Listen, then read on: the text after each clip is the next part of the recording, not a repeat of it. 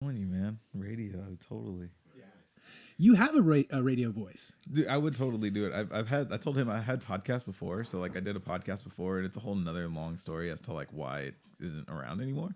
But like I have a cousin, she does, Let's go ahead and roll it. oh, It's rolling. Oh, is it? okay. Oh, She does there we go. professional radio in Miami. So shout out Shelby. She and I've always been like super envious of her job because like I would love to do like professional radio. I would love to do radio. Dude, that was low key a dream of mine when I was a kid. Really? Yeah, That's yeah. awesome. I See? wanted to be a radio DJ. Yeah. I've always, for some reason, wanted to have a microphone in front of my face.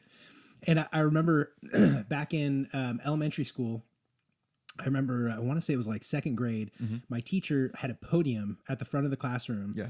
And it was one of those podiums that had the little mic thing coming out of it. And it had the, that little mic.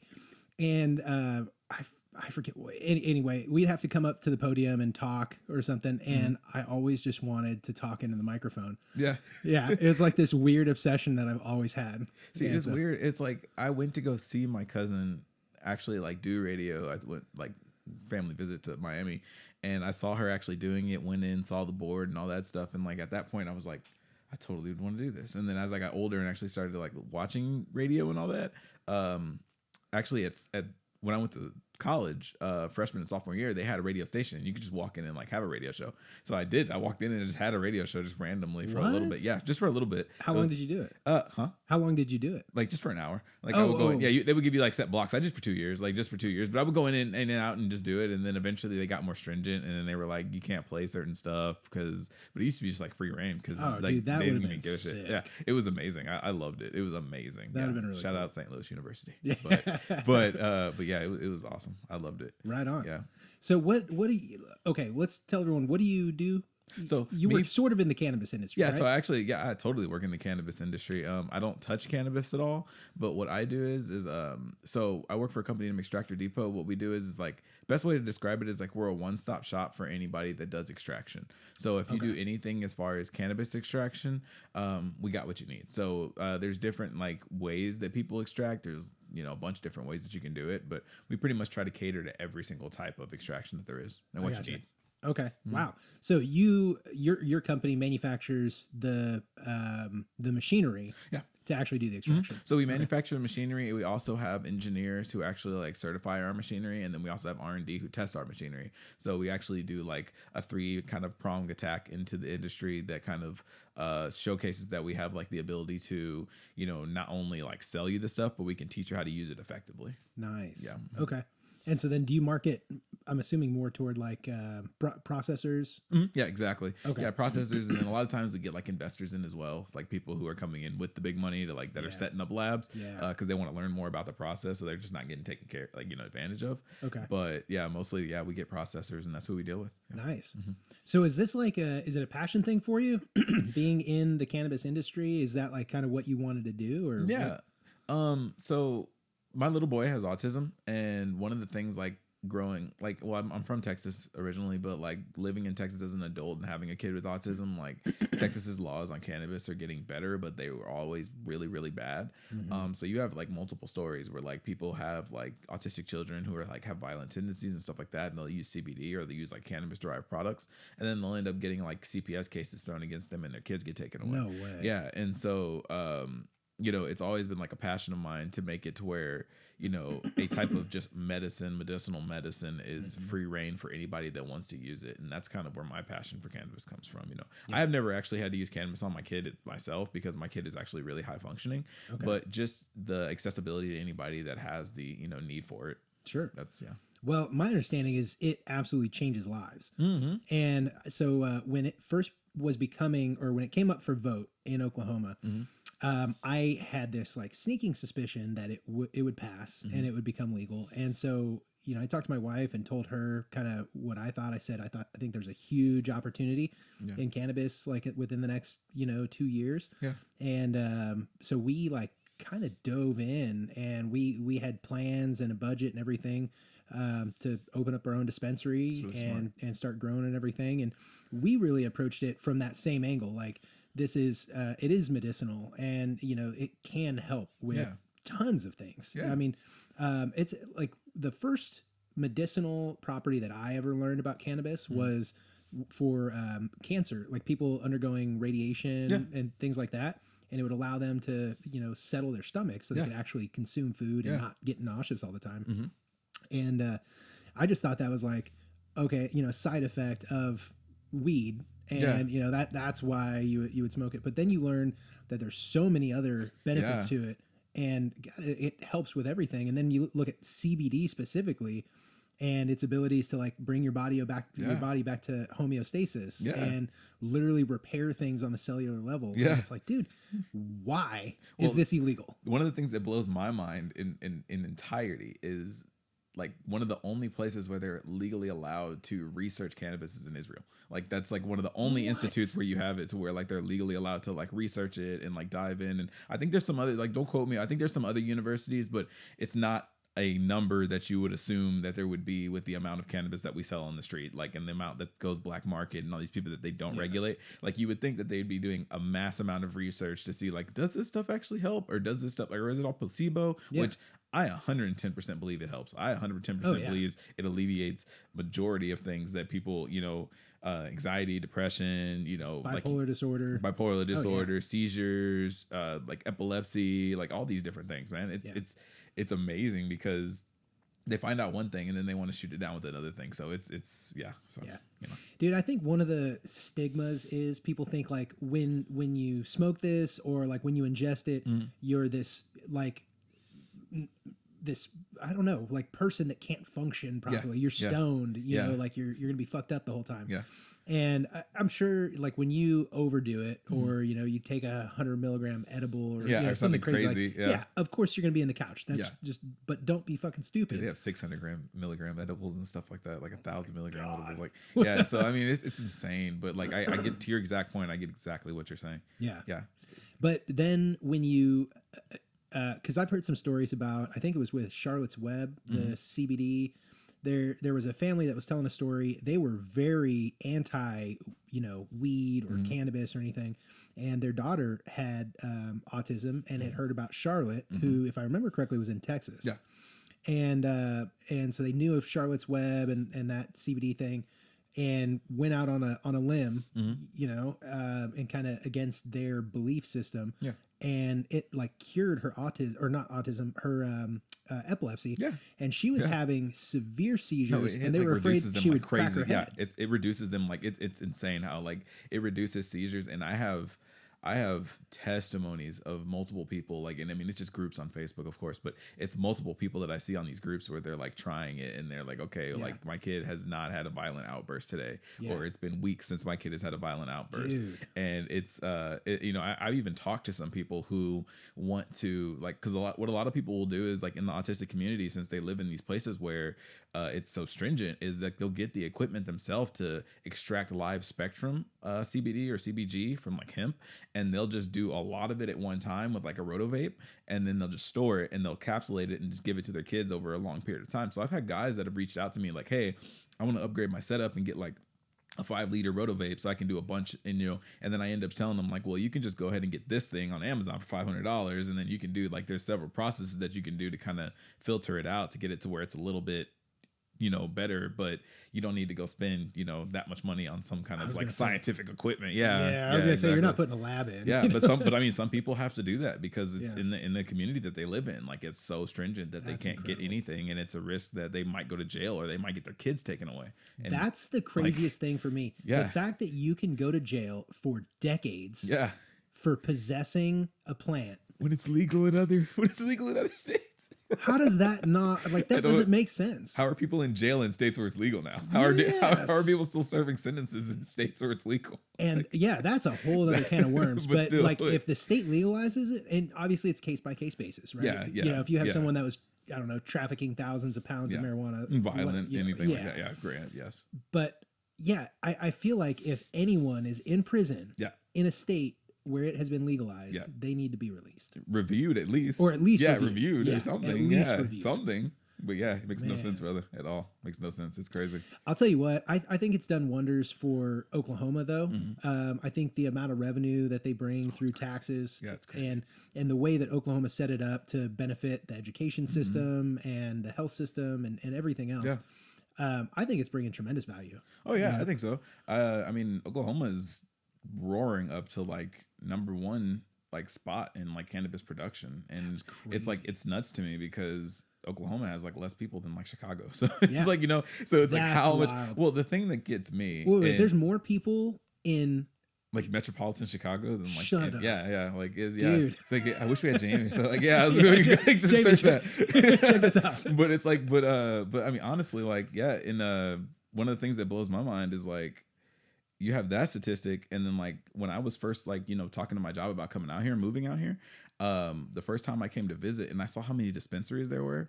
The thing that told me is that any like in probably this year coming, it's gonna go recreational. There's nothing that's gonna stop it from going recreational. And then once it goes rec, the amount of cannabis that's produced here, the amount of extracts that are produced here, the way the industry is changing, it's gonna make Oklahoma a central hub for like cannabis production and consumption. Like people are just gonna flock here. And what I would advise people to do is I would advise people to take Mike Tyson's book. Like take a copy of Mike Tyson's book and start making weed ranches and start making resorts where you can come here and because Oklahoma's beautiful. So man, I had a buddy that was just telling me about, I don't know if it was a weed ranch, but he was telling me about this place. I want to say it was in Colorado, but you would go, it's like a resort, and they've got everything from weed to psilocybin. I think they had like a couple different psychedelics. Yeah. That's a whole nother animal, but yeah. But you could go, and I guess they made it for people that like kind of wanted to know what the hype was about, but in like a safe and controlled environment. For sure. And I gotta be honest, I'm all about that. Yeah. I think it makes 100% sense. And if you were tempted to get into something like that, like as a first timer, and you want to be in like a safe, secure environment, and also have something that like kind of accents or accentuates the experience. Like why not go to a freaking resort that like specializes in it? And you're safe. Yeah. Rather than buying it from some guy off the street. But exactly. That's what we end up all facing at some point or another. So I totally agree. I totally agree with you. Yeah. Well, shoot, I know we don't have a whole lot of time, so I wanna ask you a little bit because you bought a home recently. Yeah, I did. Is that your first house? Yeah, that was my very first one. Congratulations. Yes. Thank you. I appreciate you, man. And you were out of state too. Yeah. Man, I had a good real estate agent. Good agent. I had a really good real estate agent. I just want to say that, guys. Preface that. Yeah. But so what was crazy about yours was that like you were not just out of state. So your wife was in Texas. With your kids. Yeah. And then you're in California. I'm all the way in California. Yeah. Dude. Yeah, it was crazy. So I remember we had kind of like a window in time where we got you guys out and we drove around on a Sunday and like looked at a bunch of stuff. Yeah. And I remember there were a couple of houses we were interested in and we had put in offers. Got them rejected, unfortunately. Yeah. But how did that feel? Like, were you kind of like disheartened at all? But you're like an enthusiastic, like fairly optimistic outlook type guy. I get. Yeah. But how did you feel like getting your offers rejected and then having to go back to California and be like, whoa, what's the whole entire the last year for me has been like a huge major whirlwind. But when we went kind of recently through the same thing when we lived in Austin, and Austin is, ridiculous. It's comparatively, even to here, it's ridiculous, so we bidded, on houses in Austin and got outbidded by like $80,000.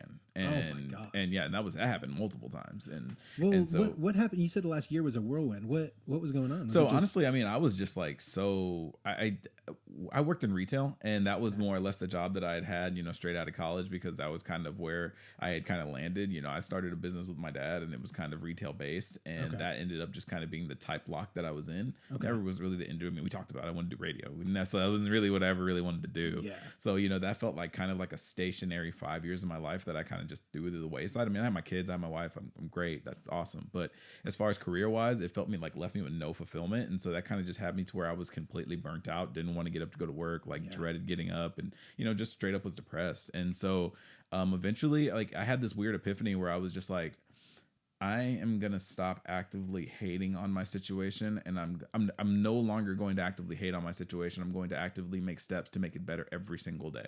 So every day, I'm not going to waste a single ounce of time. I'm going to do everything I can to make my day better. And ever since I had that change of mindset, just it's been blessings in abundance. You know, I when I got my offer for the job where I have now, it was out of the blue, randomly. Like a buddy of mine called me and was like, "Hey, dude, I have this offer. Do you want to do it?" And I was just like, "Yeah, dude, I'll totally do it." And then, were you in the market? Like, were you job seeking at all? No. Well, I mean, I was hoping to leave my job, but I wasn't making the active steps to leave my job. So as soon as I made that epiphany, got a call to, "Hey, do you want to leave?" And I said, "Yeah." It took 6 months for them to go ahead and say, "Hey, let's get you on board." In that 6 months, I didn't really know, so we were still kind of looking for houses or whatever, and that was in the time frame I was getting rejected from houses. Within that time frame, so this is like probably 5-6 months before I met you.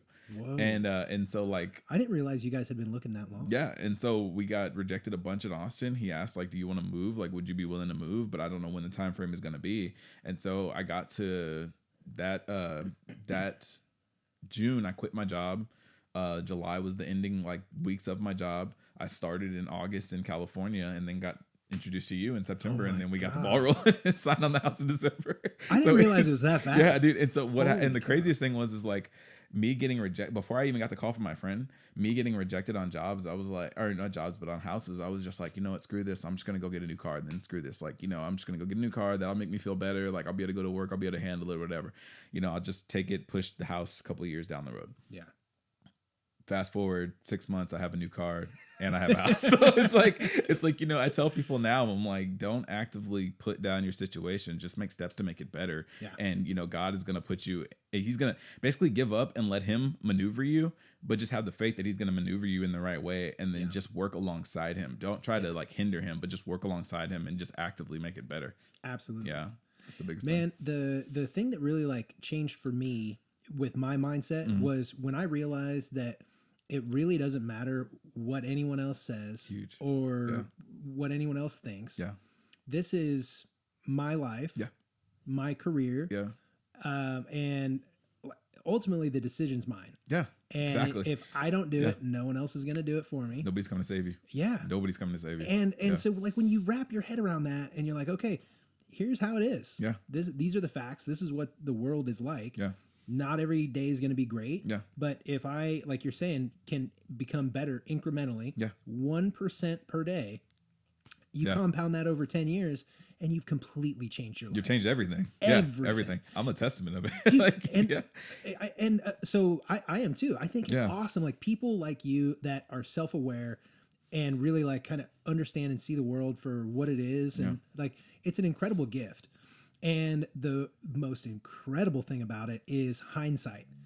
You can't change the past. Yeah. But when you look in the past and you see who you were 10 years ago, how you were 10 years ago, and everything 10 years ago, and then you look at today and exactly your right. perception of everything, the world, and where you are. I mean, you're just like, oh shit. Like, is this mine? Yeah. Is this me? I feel like that's one of the things that a lot of people that like grow, like they go through that epiphany, that go through that mindscape, and then their lives rapidly start to get better. We go through that stage where we're like, are we worthy of this? Like, is this something that, you know, we're worthy of? But then you have that realization, like you said, I'm doing the work. If it's 1% better every single day, I've put in the work to get to where I'm at, and the things that I have, and the happiness that I have, and the peace that I have. You live in that blessing, and you just, you know, you revel in it, man. And but I feel like that sometimes. Like, I feel like you look up and you're like, should I be this peaceful? Should it be this It's easy? Almost like the imposter syndrome theory. Yeah, exactly. You know? Exactly. It's like you don't really know if that's such a weird feeling. Why me? Too. Yeah. or it's almost that like, is this okay? Yeah. Like, is it okay that I'm doing this well? Like, you know, you almost feel guilty or weird self-conscious about it. Yeah. And man, that's one of the most liberating things is when you feel that and then you come to the realization like, oh yeah, I feel good because I did this. Yeah. This is me. Yeah. Like, and then you can just move forward knowing, all right, I'm just going to keep doing what I'm doing. Yeah. Because despite what anyone else says, I know it's going to work. Yeah. Because it's working right now. And it keeps you hungry, I feel, and it too. keeps you hungry. And it keeps you hungry. You know, it keeps you going. Yeah. Because you know what that feeling is. You know what that is. So, yeah. Yeah. I love like it, man. I feel love like it. Yes. So you came out, we drove around on a Sunday. Uh-huh. I think if I remember correctly, we had ended up putting in 2 offers. Yeah. Got both rejected. Yeah. And then you have to go back to California. Wife and kids go back to Texas. Yeah. Yeah. And so we were kind of sitting there at a standstill. I think, I don't know how you felt, but me personally, I was like, man, I'm like letting these guys down. And I just had this feeling like I need to do something. And so it was like the next couple of days, I was like out doing FaceTime videos. Yeah, you were killing it, dude. Sending you stuff and everything. You're killing it. So, but from your perspective, like, how did you feel about looking at these houses and then putting in an offer on a house that you hadn't even stepped foot in? You want me to give you like a total honest expectation? Yeah, all right, yeah, dude, I want to know. All right. So totally honest, and I'm not like, you've gotten to know me well enough that you know I'm not just gonna throw smoke up your Yeah. I was confident. I was confident in you, like, because just getting to know you in the time frame, just the rapport that you had with, like, I got introduced to this guy through my mom, so like, so it's like, you know, but just the rapport that you had with her, just like the confidence that you had, just the way that you were, the type of person that you were, I knew that you had been put in my life to get us to where we needed to go, so I wasn't very stressed. Man, that's awesome to hear. Well, no, truly, I really wasn't that stressed.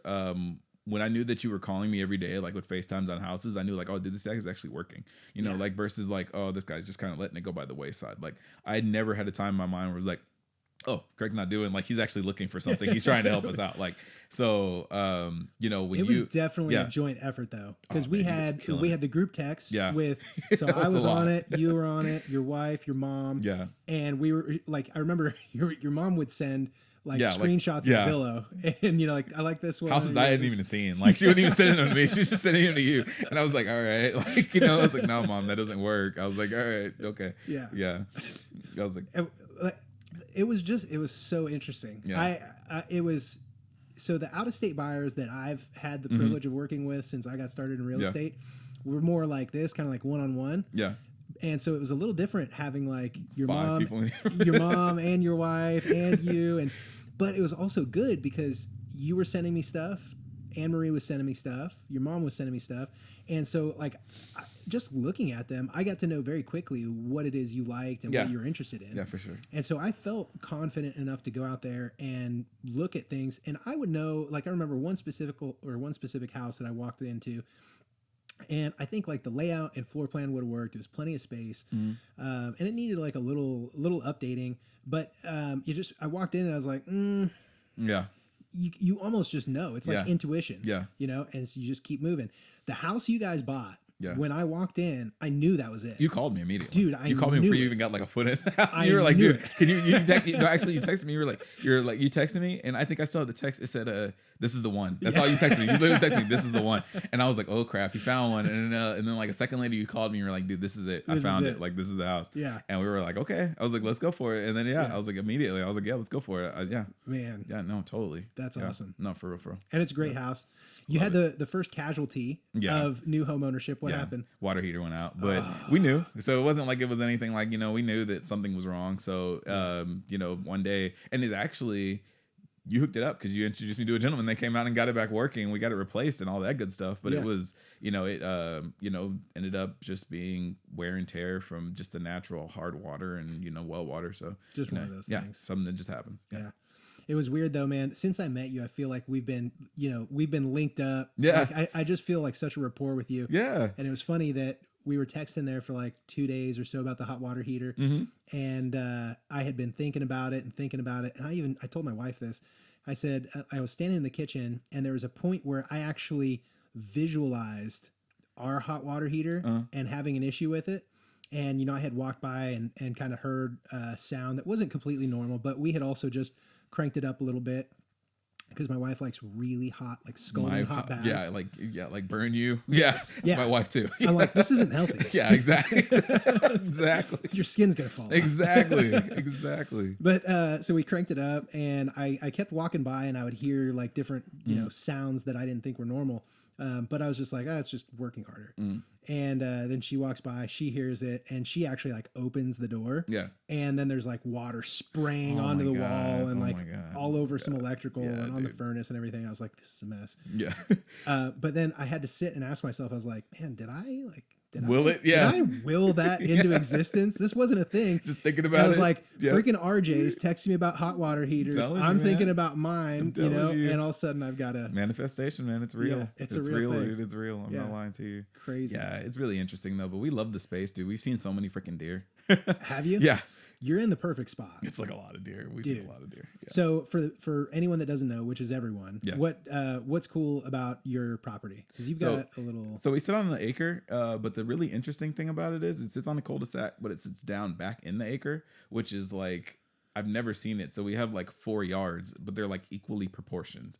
Yeah. And that's what I'm really like. That's what I really love about it the most is that it just sits like back in there. So you really can't see it from the road whatsoever. That's one of the things I loved about it too. Yeah. And I thought with the boys, you're almost, it's not like you're set back from the road very much, but you're just far enough down there that you're like someone standing at the top of your driveway would not even know you guys were running and playing around in the backyard. Exactly. You have no idea. Yeah, exactly. So that's what I really like. It's an awesome spot. Yeah. And then, man, I wish you could have seen it when we were first looking at it, because all those trees in the backyard had all the leaves on them, and they were all big and bushy and everything. And the privacy in that place when the trees have leaves was like. I can't imagine when it gets back to like, because we've just been looking at it and we've just been doing little things here and there, but like we're looking at it and we're like, man, you're not gonna be able to see anything. Like when the privacy comes on and it sits back, it's so far in there and the trees are so tall up that it just like it stays. Like the light doesn't really penetrate through there until like high in the day, which is really awesome. We love it. It's like an oasis. No, we love it, dude. We love it. Have you guys done any work? Yeah, we've done a little bit. The first major thing that I want to do is get gutters installed and then do that caulking. Yeah, get all that stuff up. Yeah, for sure. Yeah. But you're all moved in. Yeah, we're all moved in. Nice. Yeah, we're all moved in. Anne Marie and the boys are up. Yeah, they're here. Yeah, she started work actually, so she's here working. Nice. Shouts out to Hobby Lobby. Oh my god. Shouts to Hobby Lobby. Yeah. Dude, don't tell my wife that. Yeah, yeah. She's gonna be asking for the discount. Dude, come on with it. Yeah, and then you already know you got it. And then yeah, she's going there. Jay's going to school already, and and then we're gonna see if we can get Josiah in like 2 days, mommy out a week or something like that. Okay. I'm immersed. Yeah. Nice. Yeah, everything's moving along, brother. Dude, that's awesome. Nah, I appreciate you. Man. Yeah. And so what's going on with work? So they moved you out here. You're actually working in Oklahoma City. Yeah. So I'm actually, right now what I'm really doing is actually we're in the hiring stages. So we're pretty much looking at talent here in OKC. Okay. We have the building and we're just steadily getting contractors in and like getting bids on it and stuff like that. So we're just Where's the building? So we're actually over by the airport. So we're over on the industrial airport park. Yeah. Okay. Right over there. What kind of talent are you looking for? So I'm actually looking for more retail type, well, not even so much retail, but more like sales associates. And then I'm also looking for warehouse too. Okay. Yep. Mm-hmm. What's their sales model? Do they have like field reps or we're looking eventually like in Q2 we're looking to see if we can expand to something like that. Maybe in Q3 too. That'd be cool. Yeah. Have we're people definitely go looking knock on some doors. That's what we're definitely looking at something like that. So cool, that's something too. Deliveries as well. So dude, there are so many growers out here, so many greenhouses. It's crazy. And, oh my god, it's crazy. Yeah, like I just the amount of dispensaries lets me know like it's insane the amount of stuff that they have to be producing here. So Jamie, can you fact? Oh shit. I was like, wait a minute, what? I was gonna say, Jamie, can you fact check this? I heard once that Oklahoma has more dispensaries per capita than California. Dude, I would believe it. I would believe it in a heartbeat. See, I knew we had a lot of dispensaries, dude. But when I heard that, I was like, more per capita than California? Every plaza here has 2. Every plaza here has at least 2 dispensaries. Like, and then every other gas station has 1. So it's like, no, totally. Like, they're all over the place. I was blown away when I saw a gas station and it said on the side of the gas station, "We got that loud." I was like, this is amazing. I was like, no. It didn't say. It said, "We got that gas." That's what it said on the side of the gas station. Oh my god! I was like, this is great. I was like, this is everywhere here. That's amazing. Fantastic. Yeah. I was like, this is amazing. When it goes recreational, it's going to be crazy. I mean, you're talking crazy. about like an insane amount of revenue already. Yeah. Like you're talking, it's going to go nuts. So one of the things that people would ask me when we were putting together the plan for the dispensary, they would ask if I thought that it becoming legal would get rid of the black market. No. You don't think so? Okay. There'll always be a black market. And why is that? If it's legal. So the weird thing about the cannabis industry is black market and I'm gonna be careful saying this, but black market is much more. What is the word? Black market is much more regulated than I would say like the legal market. Because You would there's say it's more, more regulated? because there's more honor and integrity in the black market. So you're gonna have black market people who make their product perfect just for the instance of saying my product is perfect.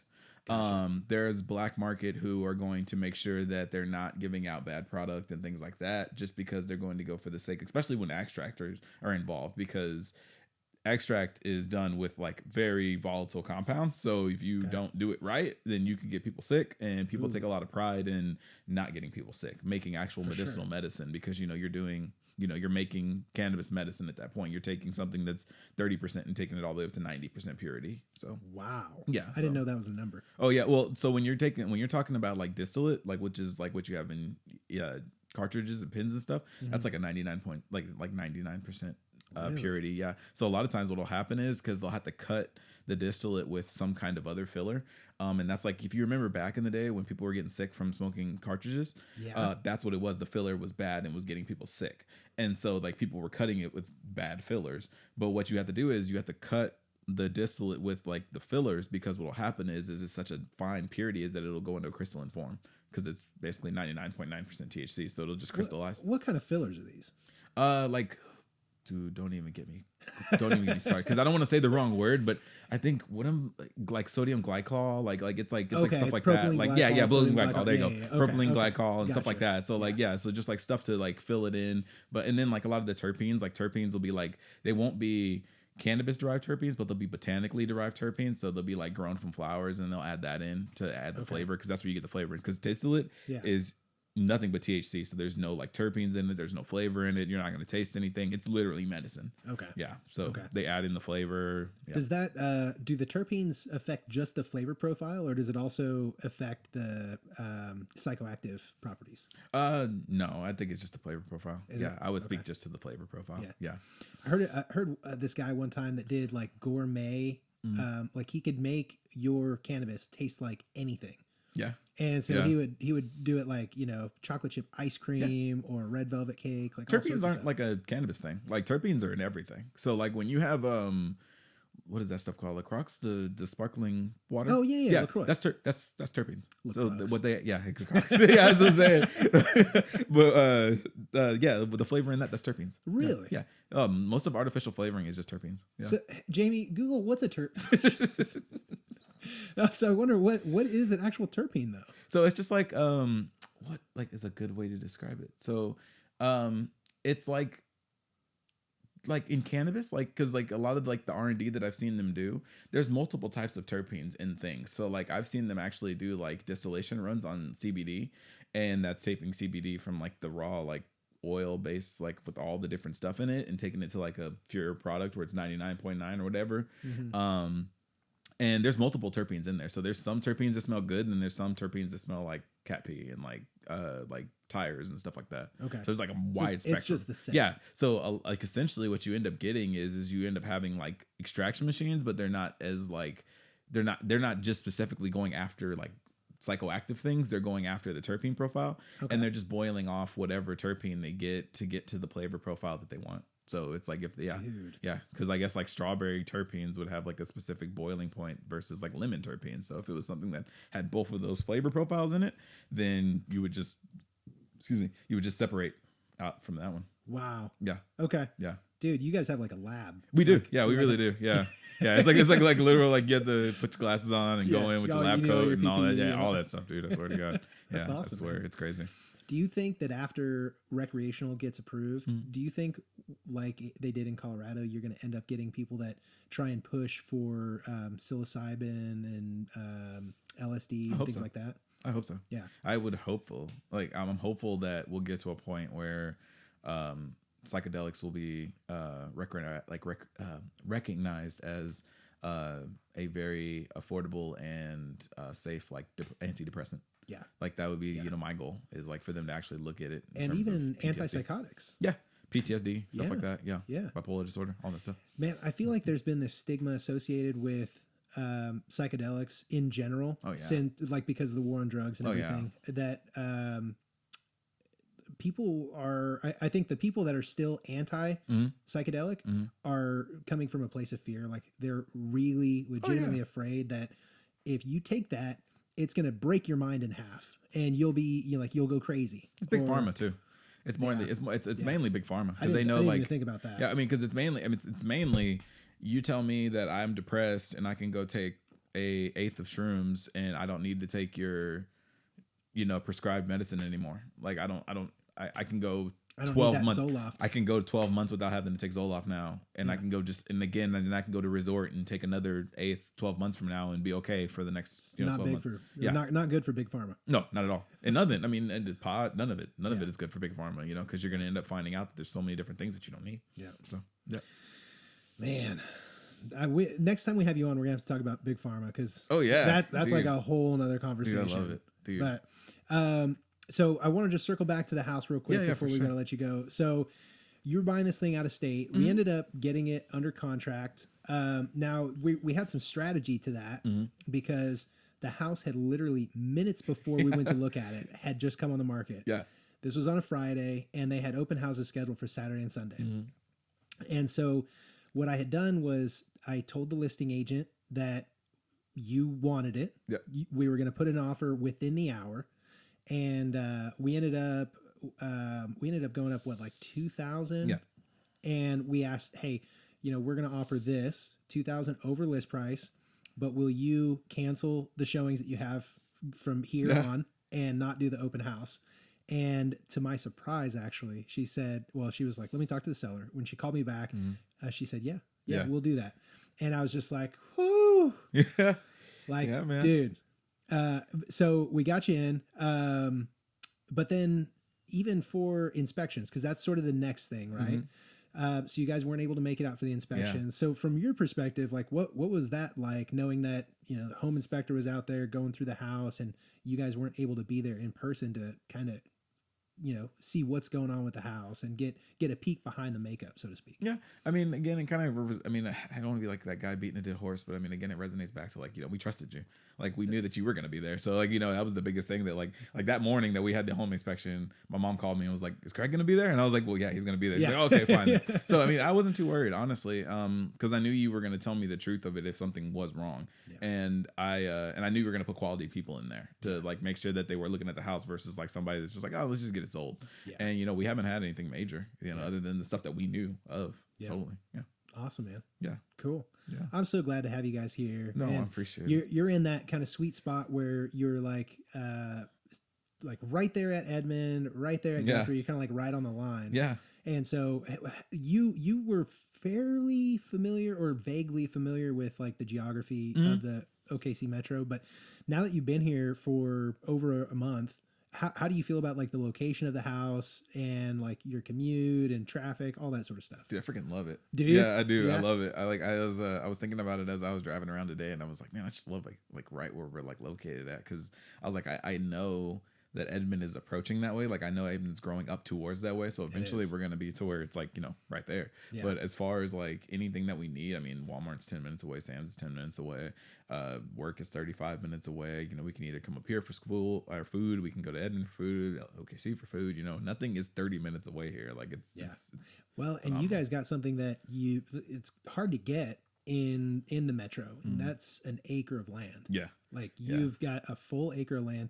And so as everything kind of does move north, from Edmond into Guthrie, that is all going to get kind of built and developed around you. Yeah. But the nice thing is you're still going to have that acre of land. Yeah. And as they bring new developments in, your property values are just going to go up. Yeah. Yeah. Exactly. Sky high. That's why I was like, okay, cool. This is a great investment. I was like, this is a great investment. We're here. For sure. Yeah. No, dude. Totally.